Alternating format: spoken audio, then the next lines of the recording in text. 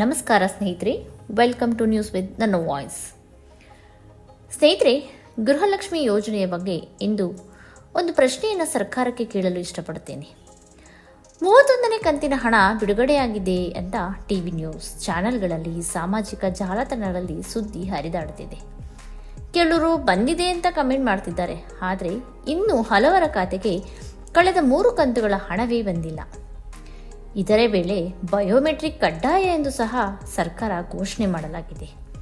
ಆದರೆ ಅದರ ಬಗ್ಗೆ ಯಾವುದೇ ಸ್ಪಷ್ಟ ಮಾಹಿತಿ ಸರ್ಕಾರ ಇನ್ನೂ ಕೊಟ್ಟಿಲ್ಲ.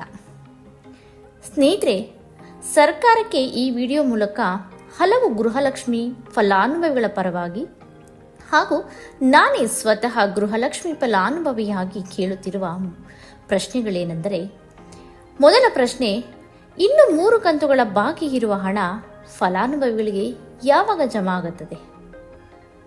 ಎರಡನೇ ಪ್ರಶ್ನೆ, ಬಯೋಮೆಟ್ರಿಕ್ ಕಡ್ಡಾಯ ಎಂದು ಘೋಷಣೆ ಮಾಡಲಾಗಿದೆ. ಆದರೆ ಇದುವರೆಗೂ ಯಾವ ದಿನದಿಂದ ಪ್ರಾರಂಭ, ಎಲ್ಲಿ ಮಾಡಿಸಬೇಕು, ಯಾವ ದಾಖಲೆಗಳನ್ನು ತೆಗೆದುಕೊಂಡು ಹೋಗಬೇಕು ಎಂಬ ಸ್ಪಷ್ಟ ಮಾಹಿತಿಯೇ ನೀಡಿಲ್ಲ. ಇನ್ನು ಮೂರನೇ ಪ್ರಶ್ನೆ, ಬಯೋಮೆಟ್ರಿಕ್ ಪ್ರಕ್ರಿಯೆ ಆರಂಭವಾಗುವ ಮೊದಲು ಸರ್ಕಾರದಿಂದ ಯಾವುದಾದರೂ ಅಧಿಕೃತ ಮಾರ್ಗಸೂಚಿಗಳನ್ನು ಪ್ರಕಟಿಸಲಾಗುತ್ತದೆಯೇ ಎಂಬುದನ್ನು ನೀವು ತಿಳಿಸಬೇಕಾಗಿದೆ. ಸ್ನೇಹಿತರೆ, ಮಾನ್ಯ ಡಿ.ಕೆ. ಶಿವಕುಮಾರ್ ಅವರು ಸಿಎಂ ಆದ ಮೇಲಂತೂ ಇನ್ನೂ 1 ತಿಂಗಳು ಸಹ ಗೃಹಲಕ್ಷ್ಮಿ ಹಣ ನಮ್ಮ ಖಾತೆಗೆ ಜಮಾ ಆಗಿಲ್ಲ ಎಂದು ಹಲವು ಗೃಹಲಕ್ಷ್ಮಿ ಫಲಾನುಭವಿಗಳು ತಮ್ಮ ನೋವನ್ನು ತೋಡಿಕೊಳ್ಳುತ್ತಿದ್ದಾರೆ. ಎಲ್ಲ ಕಡೆ 31ನೇ ಕಂತಿನ ಹಣ ಬಂದಿದೆ, ಇನ್ನೇನು 32ನೇ ಕಂತು ಸಹ ಜಮಾ ಪ್ರಕ್ರಿಯೆ ಪ್ರಾರಂಭವಾಗುತ್ತಿದೆ ಎಂಬ ನ್ಯೂಸ್ ಬರುತ್ತಿದೆ. ಅಂದರೆ ಕೆಲವರ ಡಿಬಿಟಿ ಆ್ಯಪ್ನಲ್ಲಿ ಅದು ತೋರಿಸುತ್ತಿದೆ. ಆದರೆ ಹಲವು ಜಿಲ್ಲೆಗಳಲ್ಲಿ ಇನ್ನೂ 31ನೇ ಕಂತಿನ ಹಣವೇ ಜಮೆಯಾಗಿಲ್ಲ. ಅಲ್ಲ, ಸರ್ಕಾರವೇ ಸ್ವತಃ ಆಶ್ವಾಸನೆ ನೀಡಿ ಮಹಿಳೆಯರಿಗೆ ಸಹಾಯ ಮಾಡುತ್ತೇವೆ ಎಂದು ಹೇಳಿ ಈ ರೀತಿ ಅನ್ಯಾಯ ಮಾಡುವುದು ಸರಿಯೇ? ನಿಮಗೆ ಗೊತ್ತಾ, ಎಷ್ಟೋ ಮಹಿಳೆಯರು ಈ ಹಣಕ್ಕಾಗಿ ಕಾದು ಕುಳಿತಿದ್ದಾರೆ. ಸರ್ಕಾರದಿಂದ ನಮಗೆ ಸಹಾಯವಾಗುತ್ತದೆ ಎಂಬ ನಿರೀಕ್ಷೆಯಲ್ಲಿದ್ದಾರೆ. ಪಾಪ ಆ ಬಾಡ ಮಹಿಳೆಯರ ನೋವು ನಿಮಗೆ ಯಾಕೆ ಅರ್ಥವಾಗುತ್ತಿಲ್ಲ? ದಯವಿಟ್ಟು ಸರಿಯಾದ ಸಮಯಕ್ಕೆ ಎಲ್ಲರಿಗೂ ಅನುಕೂಲವಾಗುವಂತೆ ಗೃಹಲಕ್ಷ್ಮಿ ಹಣ ಬಿಡುಗಡೆ ಮಾಡಿ. ಇನ್ನು ಬಯೋಮೆಟ್ರಿಕ್ಗೆ ಸಂಬಂಧಿಸಿದಂತೆ ಕಳೆದ ಕೆಲವು ದಿನಗಳ ಹಿಂದೆ ಹೇಳಿಕೆ ನೀಡಿದ್ದ ಸರ್ಕಾರ ಇದುವರೆಗೂ ಯಾವುದೇ ಕೂಲಂಕುಷ ಮಾಹಿತಿ ನೀಡಿಲ್ಲ. ಅಂದರೆ ಅದರ ಬಗ್ಗೆ ಸ್ಪಷ್ಟವಾದ ಮಾಹಿತಿಯೇ ಇಲ್ಲ. ಇದರಿಂದ ಹಲವು ಮಹಿಳೆಯರು ಆತಂಕಕ್ಕೊಳಗಾಗಿದ್ದಾರೆ.